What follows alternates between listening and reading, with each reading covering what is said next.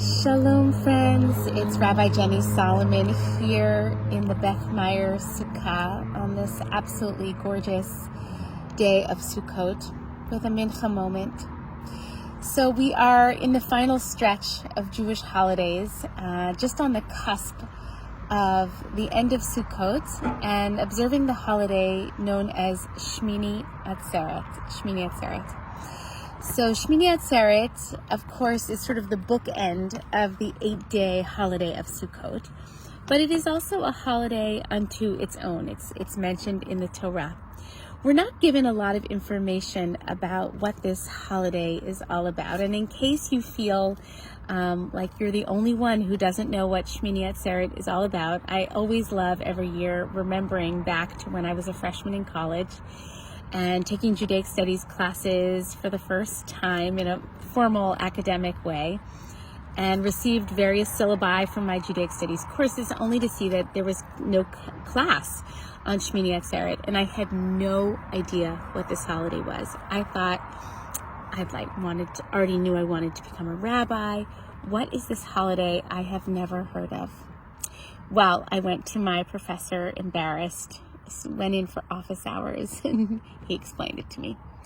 So the truth is, even though we know it is a holiday from the Torah, and it's a day in which we don't do work and we refrain from sort of our regular business and we celebrate, it's not abundantly clear from the Torah what this holiday is all about. The word Shemini means 8, and Atzeret literally means gathering. It can mean gathering. It can also come from the word la'atzor, to stop. So I want to just pick up on this idea of stopping as we think about the end of Sukkot, the end of this holiday period. I know for myself, by this point in the Jewish calendar, I am itching for routine.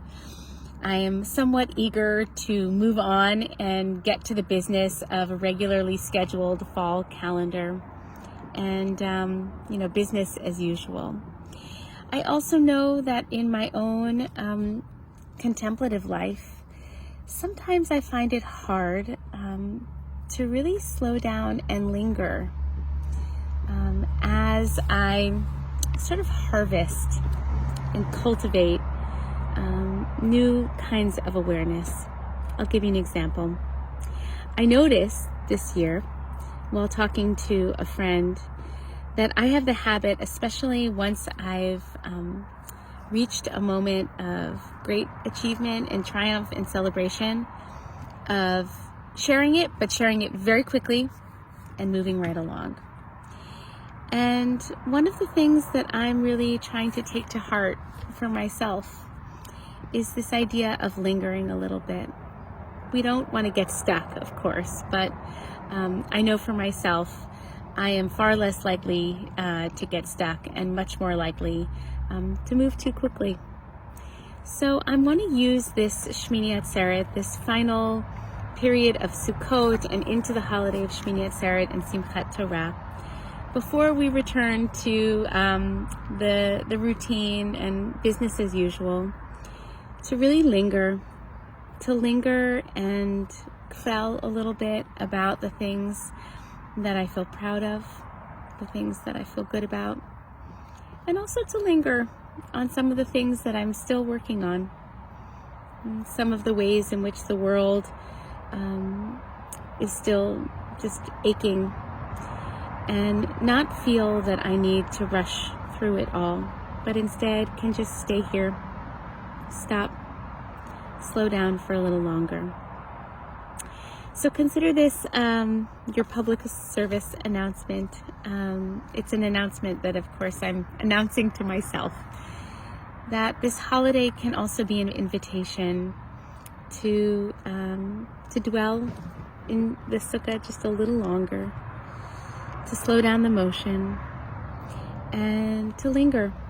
What have you harvested during this incredibly busy and inspiring and heartbreaking season?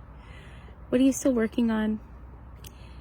What do you want to sit with and be with and befriend slowly and intently before we move on past the holidays. Trust me, whatever is beyond that closing, that ending, it'll be there waiting for us, waiting online for our kind attention. But for now, can we just be here a little longer? All right, everyone. Moadim l'simcha. Wishing everybody a beautiful rest of Sukkot and a Chag Sameach. May your Shemini Atzeret and your Simchat Torah truly be holidays for gathering and for stopping just a little longer. Peace. Shalom.